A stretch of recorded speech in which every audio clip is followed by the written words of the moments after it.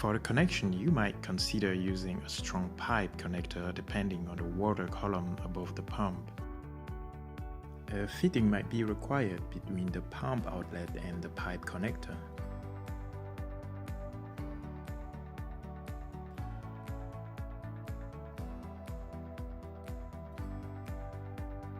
The well probe should be mounted above the pump outlet.